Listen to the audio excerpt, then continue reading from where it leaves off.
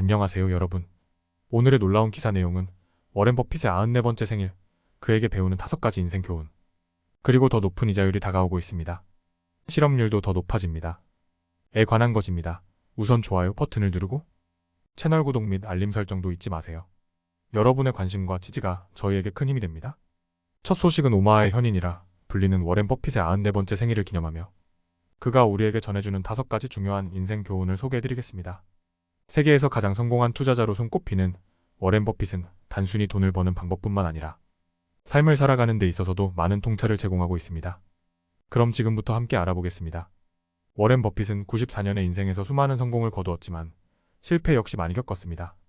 그가 말하는 첫 번째 교훈은 바로 패배는 승리의 일부일 뿐이라는 것입니다. 버핏의 투자회사 버크셔 해서웨이도 여러 차례 실수를 했지만 그는 실수를 극복하고 다시 일어서는 능력으로 유명합니다. 예를 들어 버핏은 최근에 제너럴 모터스와 애플 주식의 일부를 매도했지만 이는 시장의 변화를 고려한 신중한 판단이었습니다.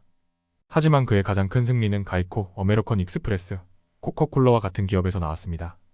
이처럼 중요한 것은 매번 승리하는 것이 아니라 실수로부터 배우고 그것을 극복하는 능력입니다. 두 번째 교훈은 현금은 왕이 아니다 라는 것입니다. 버핏은 현금만을 보유하는 것이 항상 최선의 선택이 아니라는 것을 강조해왔습니다. 2008년 금융위기 당시에도 그는 현금이 아무것도 하지 않고 그냥 있다면 그것은 왕이 아니다라고 말했습니다. 하지만 그렇다고 해서 모든 현금을 주식이나 다른 자산에 투자해야 한다는 뜻은 아닙니다. 버핏은 때로는 시장이 불안정할 때 현금을 보유하는 것이 더 나을 수 있다고도 말합니다. 현재 버크셔 해서웨이는 2천억 달러의 현금을 보유하고 있는데 이는 시장 혼란 속에서 신중하게 투자 기회를 기다리고 있다는 의미입니다.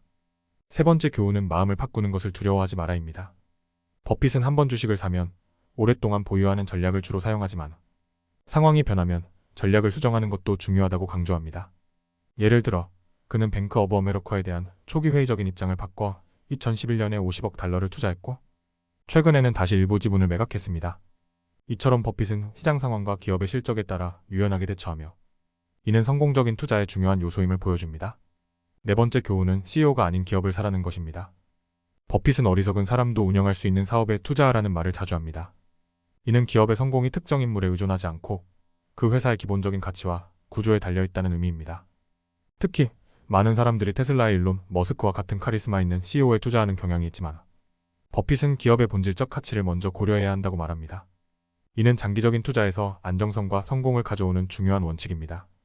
마지막 교훈은 모나리자처럼 예술품을 사지 말고 대신 투자하라는 것입니다. 버핏은 장기적인 관점에서 투자하는 것이 얼마나 중요한지를 강조합니다. 그는 10년 동안 주식을 보유할 의사가 없다면 10분도 보유하지 말라고 말합니다.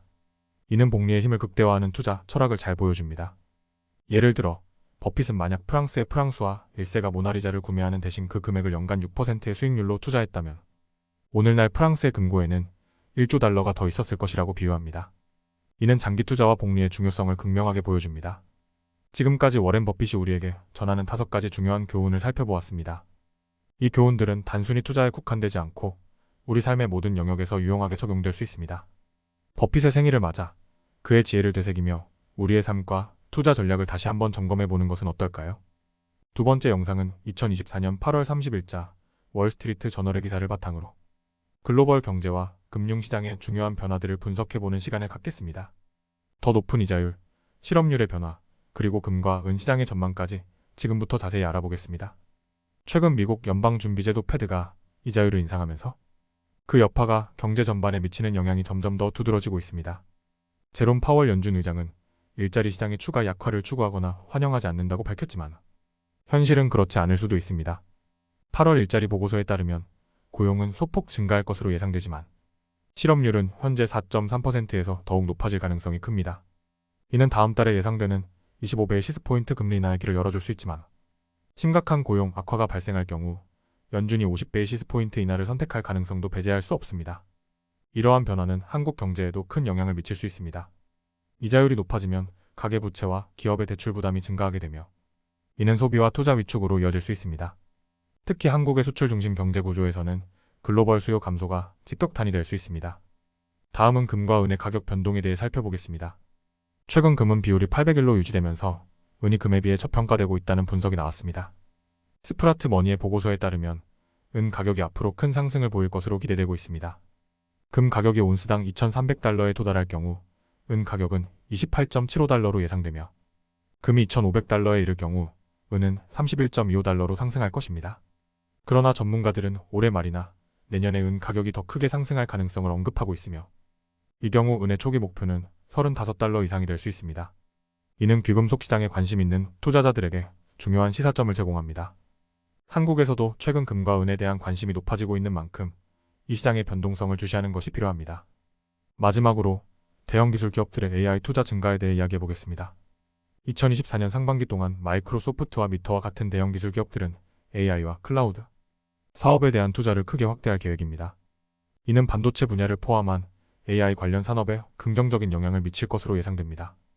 특히 마이크로소프트는 내년 클라우드 사업 수익 성장이 가속화될 것으로 기대하고 있으며 미터는 상당한 수익화 기회를 강조하고 있습니다. 이는 AI 산업의 발전과 함께 관련 기술과 서비스에 대한 수요가 증가할 것임을 시사합니다. 한국의 IT 기업들도 이러한 글로벌 트렌드에 발맞추어 AI 투자와 연구개발을 강화할 필요가 있습니다. 이는 향후 한국 경제 성장의 새로운 동력이 될 수 있을 것입니다. 지금까지 글로벌 경제와 금융시장의 최신 동향에 대해 살펴보았습니다. 이자율 상승과 실업률, 금과 은 시장의 전망, 그리고 AI 투자의 중요성까지 각 요소가 한국 경제에 미칠 영향을 예측하고 대응하는 것이 필요합니다. 오늘은 여기까지입니다. 다음 영상에서 더 유익하고 흥미로운 내용으로 찾아뵙겠습니다. 이 영상은 투자 의견이 아닙니다. 매우 감사합니다.